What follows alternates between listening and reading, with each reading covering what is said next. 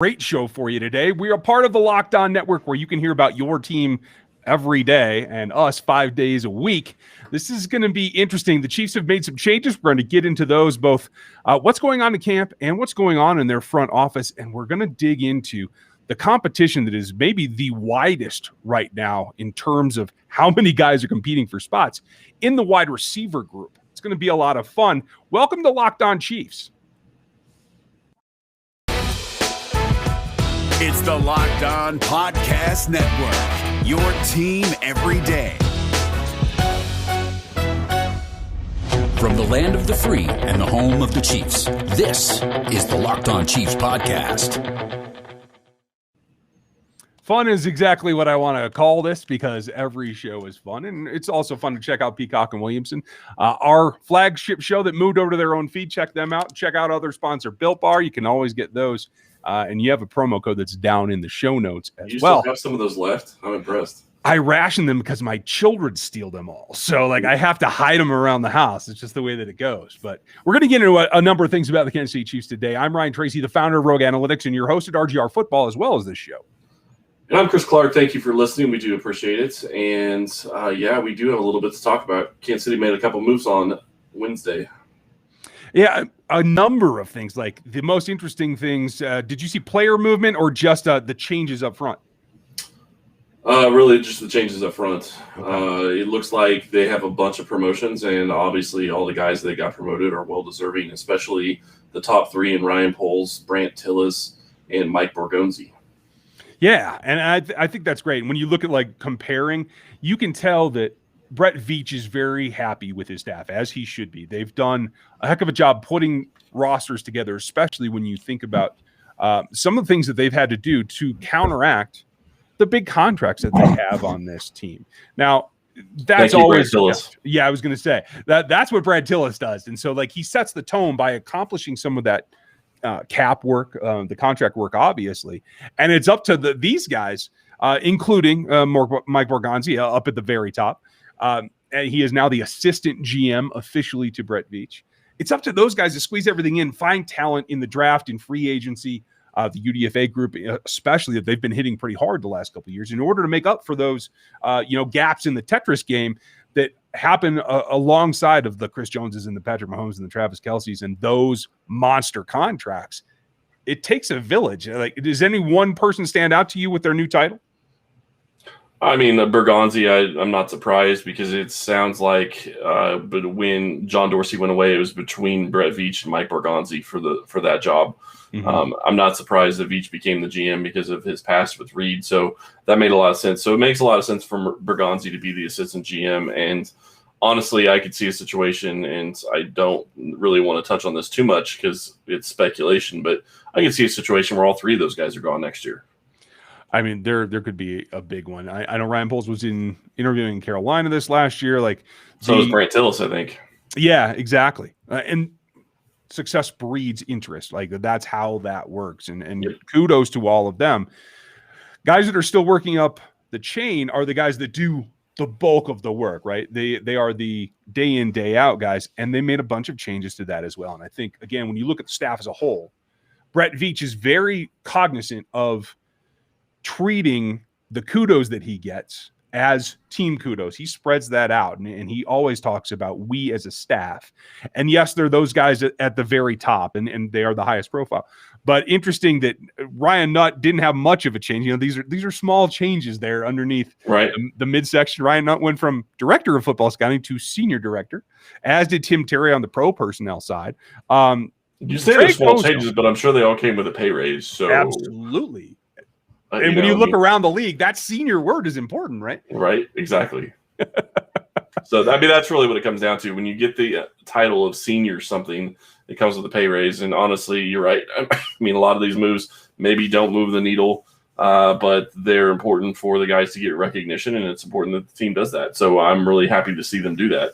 Yeah. I'm curious to see how it's going to shake out in the next several years, because like I said, you have those top three guys probably going to be gone. I would imagine that if you don't have one of them gone, you have at least, or if you don't have all three of them gone, you have at least one of them gone this offseason. And like I said, wouldn't be shocked if all three are. So you're going to be needing to look to fill those positions in the coming years. And honestly, the other thing that Borgonzi going to the assistants. Please try a little later. Alexa wants to chime in. Sorry. Sorry. Right now.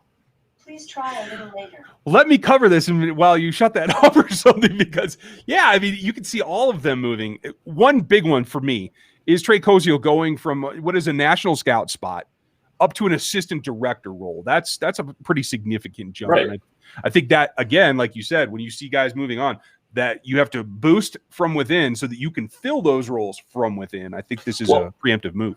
And I also think that the assistant GM role, which is what I was trying to talk about when it comes to Borgonzi, is very good for him, because I think it'll put him in a position where he's dealing with everything that a GM will deal with. So he's getting a little bit more of experience on stuff that he probably wasn't getting experience on to begin with. GM is going to have to worry about the cap. I mean, obviously, it's not going to be his complete job, but that's going to be something he's going to have to look at, and he's going to have to wade through. You know, cash is a whole other ballgame, and that's something that we haven't really talked about much, and we don't ever really talk about much, is how much cash the teams have to spend, and that's another issue. So, I mean, there's a lot of different things that go into this. I do think that you're going to be seeing in the coming years some big changes around the Chiefs front office. Hopefully, they're able to keep a lot of the guys and just kind of move them up as they need be, but I do think it's good for especially some of the area scouts to get moved as well. Mm-hmm. A lot of guys, in fact, guys that the audience will recognize because you've seen them on pressers, because they did the initial work on a lot of the draft picks. Willie Davis, and I love Pat that the Chiefs do that.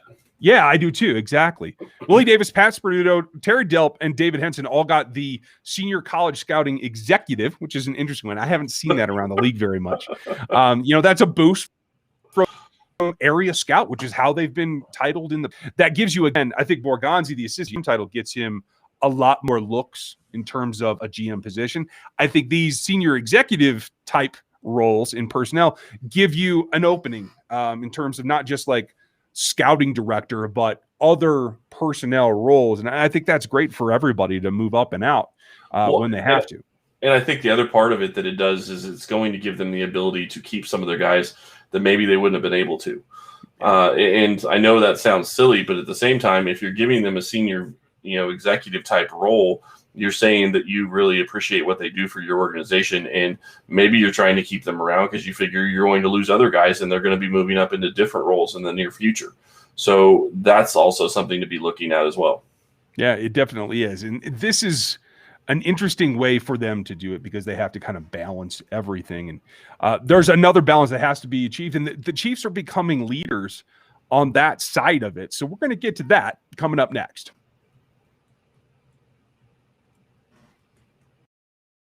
The chain stores have different price tiers for professional mechanics versus us do-it-yourselfers, but RockAuto.com's prices are the same for everybody, and they're reliably low. RockAuto.com always offers the lowest prices possible rather than changing their prices based on whims like the airlines do. RockAuto.com is for everybody and does not require a membership or an account login. RockAuto.com is a family business serving auto parts customers online for 20 years. Go to RockAuto.com to shop for auto and body parts from hundreds of manufacturers. The RockAuto.com catalog is unique and remarkably easy to navigate. Quickly see all the parts available for your vehicle and choose brands, specifications, and prices you prefer. Best of all, prices at RockAuto.com are always reliably low and the same for professionals and do-it-yourselfers. Why spend twice the money for the same parts? Go to RockAuto.com now. See all the parts available for your car or truck. Write Locked On in their How Did You Hear About Us box so they know that we sent you. Amazing selection, reliably low prices. All the parts your car will ever need. RockAuto.com. Now, no matter how quickly you look at something. Thank you for saying that. With the Chiefs coaching staff, it's nice to see that even at a quick glance, you can see that there are progression here and that the Chiefs are a forward-thinking organization and continue to be so, not just in what we saw last year, from the COVID protocols and what Rick Burkholder's team did to keep the team safe. And quite frankly, had one of the best seasons of anyone in terms of dealing with COVID. Right. That's one thing completely. Now that they're branching out, in the last 18 months has seen a lot of change across the country, but particularly in football.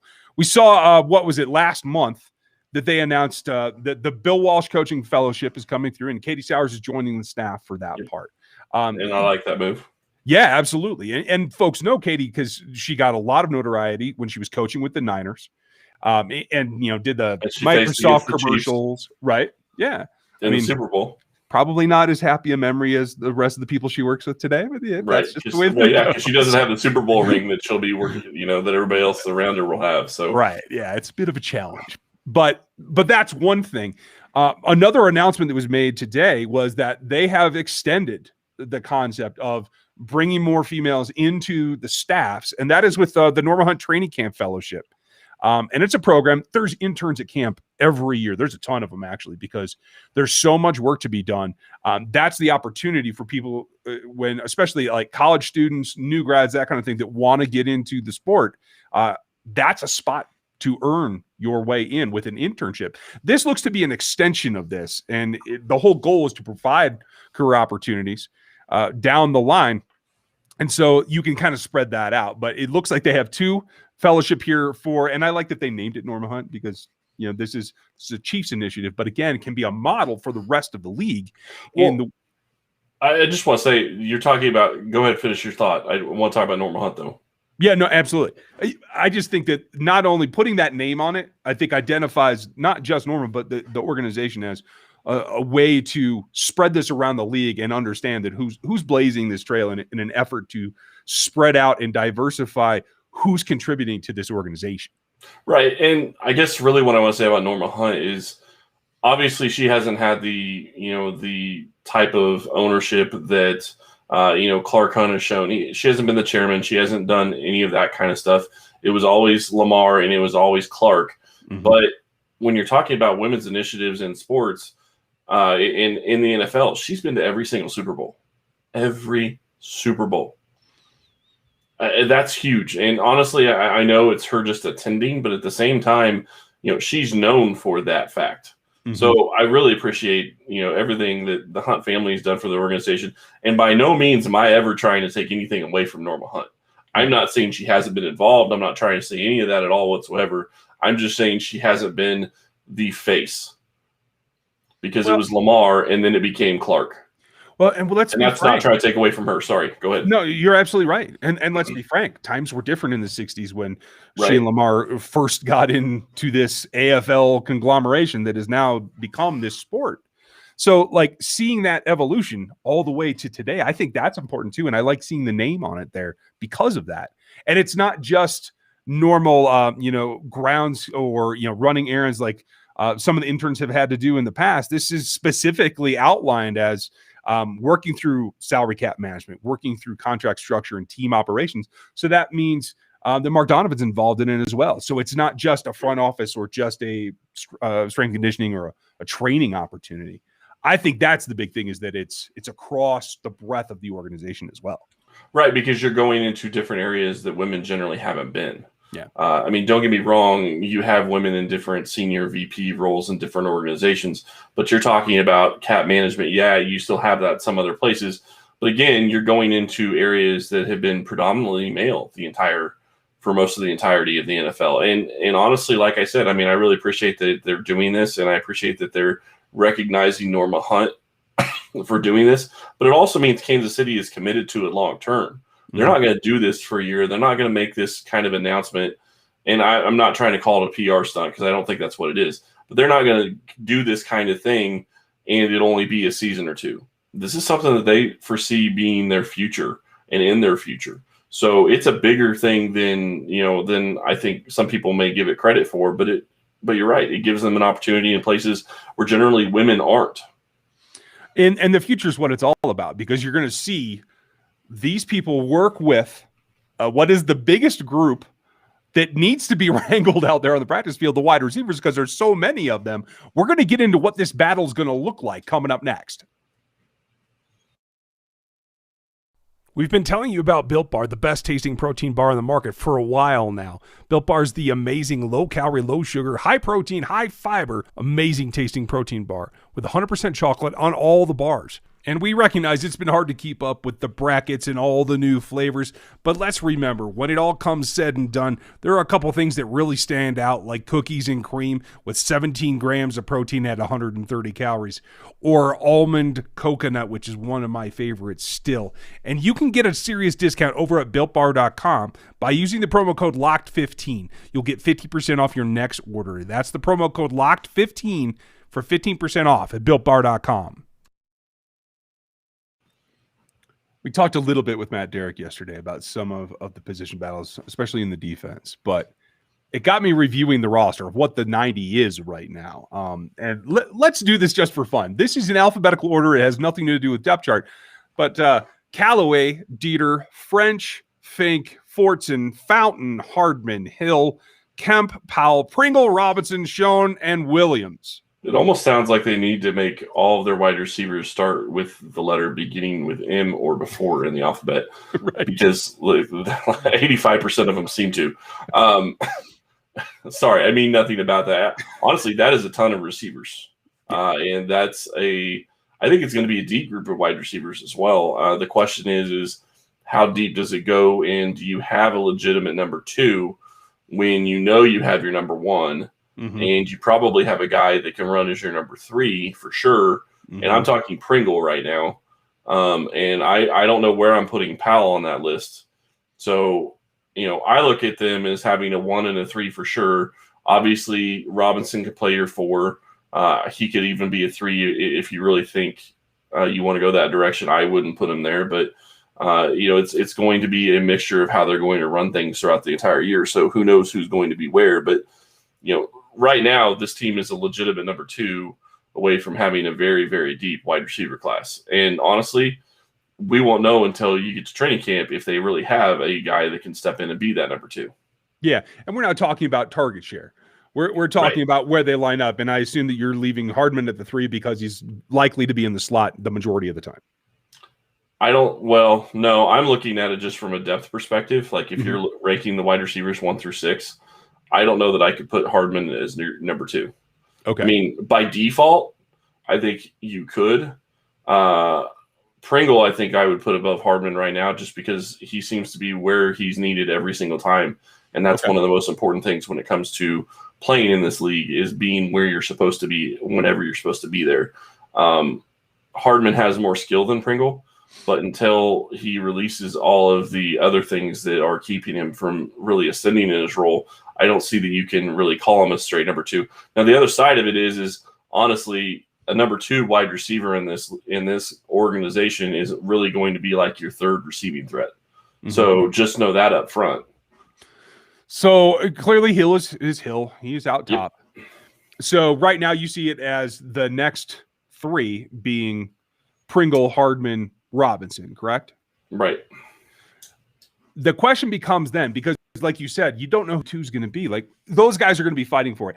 I think they may have a fight on their hands with Cornell Powell as well. Is that how you see it too? Is those 3 for the number 2 spot?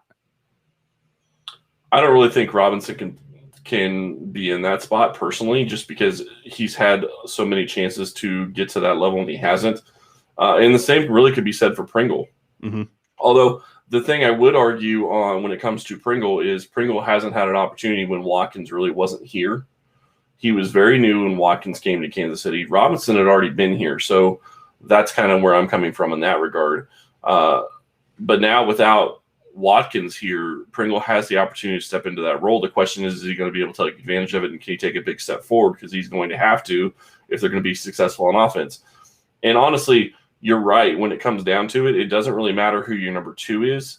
It's more of a structure of what's the depth chart more than anything else, because it's a question of, Hardman's going to play a lot of slot, and that's fine. Mm-hmm. But who is going to be your go-to guy if Hill and Kelsey are going to be double covered? Right. Or one of them are going to be double covered and another one's on a route that really is not going to be good enough for what you want. Well, and I think those 3 guys in Powell, Robinson, Pringle, I think we feel that they can all line up at the X and get off of press, or at least are strong enough, built enough to try, right? Yep. I don't know that makes them receivers, if you just call Hardman 2 because he's kind of a shoe-in at that slot spot, right? So I don't know if they're the receivers 3 through 5.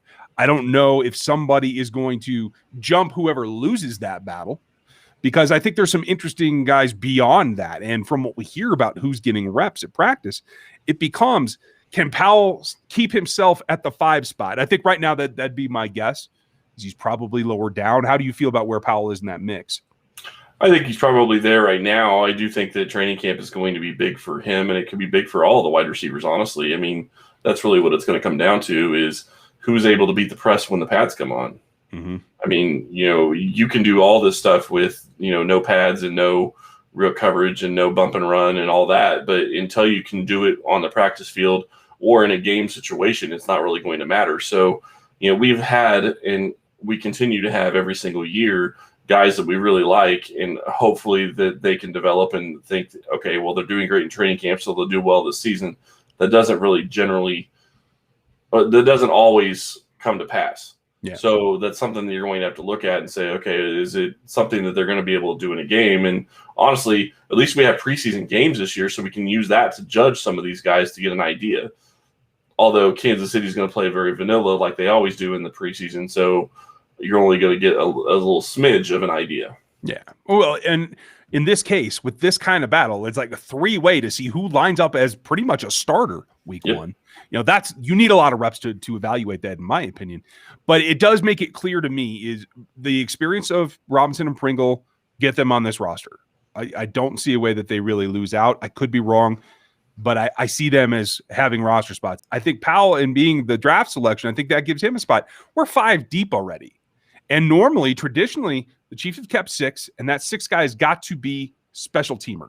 That makes sense. Then it comes down to me, what we're seeing and hearing. And if you guys look over the photo galleries on Chiefs.com, it'll give you a little bit of idea. If you talk to the beat reporters, you get a little bit of an idea. And kind of, I'm putting this all together. This is not confirmed. This is just what I'm seeing, is the guys that are then taking a lot of reps on offense and on special teams is Antonio Callaway as a primary returner rather than Hardman, which I think is good for Mecole as well. Jerice Fountain seems to be making plays in practice, and I think that's really interesting. And then it gets into your stalwarts, the guys that have played teams for you in the past, in Dieter and Kemp. Right now, I put them, down there. I mean, we're talking 6 Callaway, 7 Fountain. Right. I mean, are they really 8 and 9 in Dieter and I should say Kemp and then Dieter, because Dieter would definitely be below Marcus Kemp? I would think that that's probably, if that's the way the reps are shaking out, I would think that that's possible. I guess, and the thing that we didn't talk about, which actually plays into this a lot, that we haven't addressed at all, is how does Patrick feel about him? Mm-hmm. He's not going to have roster decisions, but I guarantee you Brett Veach and Andy Reid are going to be in his ear about, or at least completely watching who he has chemistry with and who he seems to be going to on a regular basis, and they're going to use that in their evaluations to try to figure out who to keep. So I think that that's something that it plays into it as well. So if you're looking at 8 and 9 for Dieter and Kemp, that's way down there, and I would imagine that one of them has a chance to make the roster. I don't know what to make of the Callaway as a returner as opposed to Hardman. I do think that could help Hardman, but at the same time, that's one of the places he's most electric. So unless you're going to use him a ton more on offense, it doesn't really make sense to take it away unless you think Callaway's that much better, which I have a hard time seeing, or he would have been elsewhere other than just having an opportunity to come to Kansas City. So it's going to be intriguing to see how camp shakes out and to see how these different matchups go throughout camp, and then watch who gets the reps with the 1s in camp, who gets the reps with the 2s in camp, who gets the reps with 1s and 2s in the preseason games. And, do they make plays in the preseason games? Because that's really what it's going to come down to in the end. Yeah, I agree. And, I think Nate Taylor had the Callaway piece or the note on him last week. I want to see that continues as we see the Thursday media sessions where they get to actually observe. I find that part of it very interesting, because if just the offensive production, and again, this is just shells, this is not full 11s or anything like that. Right. If that progresses in this way, if we see that this week and particularly next week at minicamp, I think that gives you an idea that They're opting for new blood, maybe more athleticism. I think you can put that on Callaway for certain, and probably Fountain as well. Fountain had a very good athleticism coming out. He hasn't been a performer, but he's played teams. I think that's important. Maybe we're looking at a changing of the guard, because I don't think they can go beyond 6, especially if they have to keep 9 right now on the offensive line, is my thought. So 6 is the outer limit for me. I don't see 7 on this roster at the wide receiver spot. I can't see them keeping 7. The one thing I will say is that Callaway has a role, at least on special teams right now. That's going to be a huge thing for Fountain if he wants to a chance to make this team, is he has to show the ability to play on special teams and do something on special teams. Mm-hmm. So that's going to be something to watch in training camp and preseason to see where he lines up.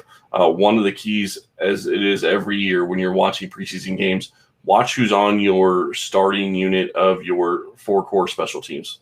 That'll give you an idea as to where guys rank, because they're going to be playing them so they can see what they look like in their special teams roles, because those are the guys that are going to be determined whether or not they make the roster based on what they do on special teams. Yeah. So definitely watch that during the preseason. The question I have going into this, and the only thing I would say with a caveat is I can't imagine Kansas City makes any other moves at this point. I can't imagine they're going to be bringing anybody else in, or they make a trade of some sort. But that's the other thought is there going to be a wide receiver that is going to be let go from somewhere else, or that is going to be traded from somewhere else that they have a ton of depth? Or is there somebody that they think can upgrade that number 2 spot? Because right now, yes, Mecole is going to be on the field a lot as a slot, but I still don't know that I would consider him your number 2 wide receiver. Well, and I'll tell you this. I think maybe when we get and a if it little does, Robinson, in my opinion, would be the one to lose out. Sorry. Well, and that's fair, but maybe when we see a little bit more reps after the Thursday session, maybe we'll have an idea. We'll talk who might be able to be traded. It's not just the offensive line that may have value. We'll come back and we'll talk about that tomorrow, folks. Let us know what you like about this wide receiver battle down in the comments on YouTube and in the iTunes reviews over there, as well as hit us at Locked On Chiefs with your opinions. We appreciate you taking the time today to listen, watch wherever you are. If you're over on YouTube, make sure you get subbed. And if you guys are having any trouble with Apple in terms of downloads for the podcast, check out Spotify, check out Odyssey, check out even Amazon. You can find us anywhere. We appreciate you listening to us today.